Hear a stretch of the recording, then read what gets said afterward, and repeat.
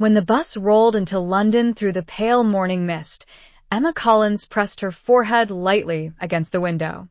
She was 25, carrying 2 suitcases, a worn backpack, and a heart full of determination. She wasn't from a wealthy family. Her father worked long hours in a small repair shop, and her mother cleaned classrooms at the local school. For Emma, the only way forward had always been discipline. Study hard, work harder, build her own path.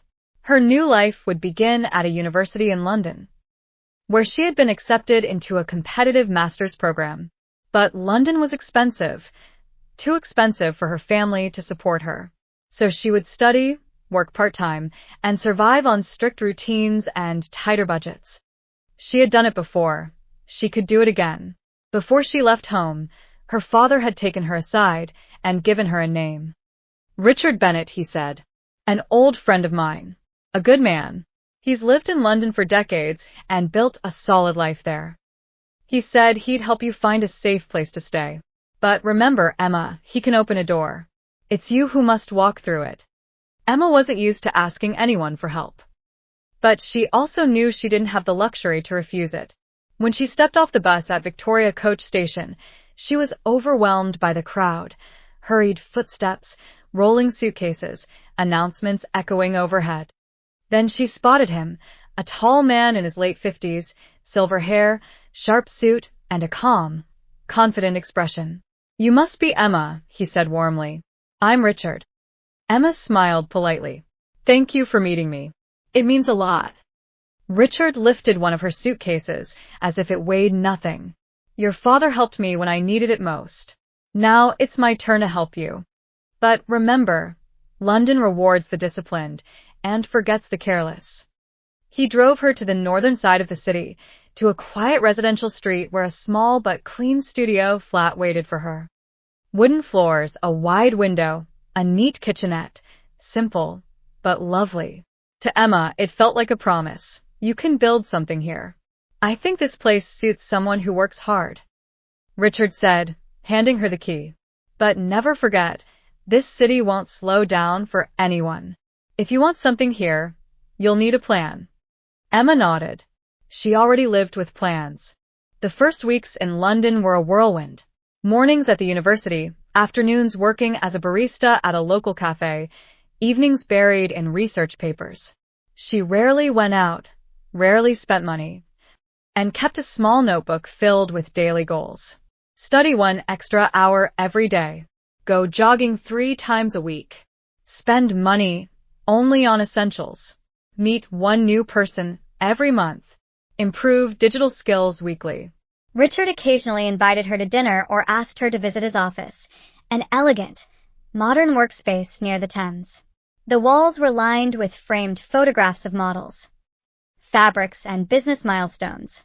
Richard owned a lifestyle and fashion company that had grown steadily over the years. He wasn't a flashy businessman. He was disciplined, structured, and quietly ambitious. One evening, as they stood near the window watching the city lights reflect on the river, Richard asked, Emma, do you know the difference between people who succeed and people who don't? She shook her head.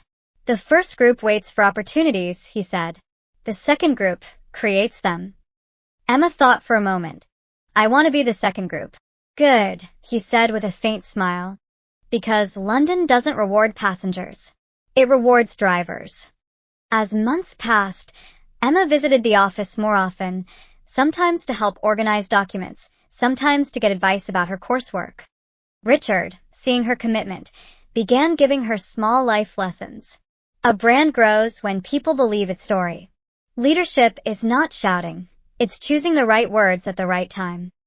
Connections open doors, but character decides whether you stay inside. Emma wrote every piece of advice down. One day, she made an observation. Richard's company had great products, but online engagement was almost non-existent. The Instagram posts were old-fashioned, the TikTok account barely active, and the website looked outdated compared to other London-based brands. She gathered her courage. Richard, may I ask something? She said. Of course. I noticed your social media accounts could be stronger. If you don't mind, I'd like to analyze them and prepare a small digital report. It would help me practice what I'm learning. Richard raised an eyebrow. If you do it properly. I don't offer praise for half-done work. Emma accepted the challenge. For a whole week, she worked late into the night, studying competitors, tracking engagement numbers, identifying gaps, and designing sample posts and a 30-day content plan. She prepared a professional presentation, despite knowing he might not use any of it. When the day came, she stood in the meeting room, nervous but prepared.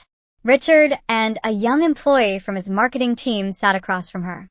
She began speaking about the brand's identity, digital trends, customer expectations, storytelling techniques. She showed sample reels ideas, influencer collaboration concepts, and analytics charts. When she finished, silence filled the room. Finally, Richard leaned back in his chair. Emma, I expected effort. I didn't expect this. You've built a roadmap. She swallowed nervously. I just wanted to be useful. Richard's gaze softened. You've done more than that. You've shown vision. Then he said the words that would change everything. How would you feel about working with us part-time? Managing our digital content, shaping our online presence? We'll pay you, of course. More importantly, you'll gain real experience. Emma felt her eyes sting. I'd love that. Truly. From that day on, her life shifted into a new gear. She shot product videos, photographed new collections, edited behind-the-scenes clips, and built campaigns. She brought energy, creativity, and authenticity into every post.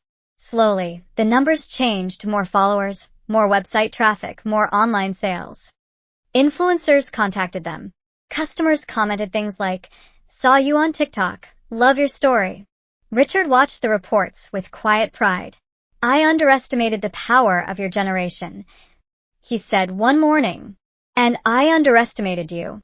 Months later, he invited her into his office again, but this time his tone was different, more formal, more committed. Emma, he said, you've become more than a student who needed a place to stay. You've changed the direction of this company. When you graduate, I want you here full-time. Digital strategy, brand management, future expansion. I want you to help me grow this business. Emma felt her throat tighten. I never imagined this would happen, she whispered. Richard smiled. You didn't wait for chances. You created them. And that's why London is opening its doors to you. Emma looked out the window. Buses moved along the rainy streets, lights reflected on the wet pavement. And the city that once intimidated her suddenly felt like home. She had come with nothing but discipline, and now she was building a future.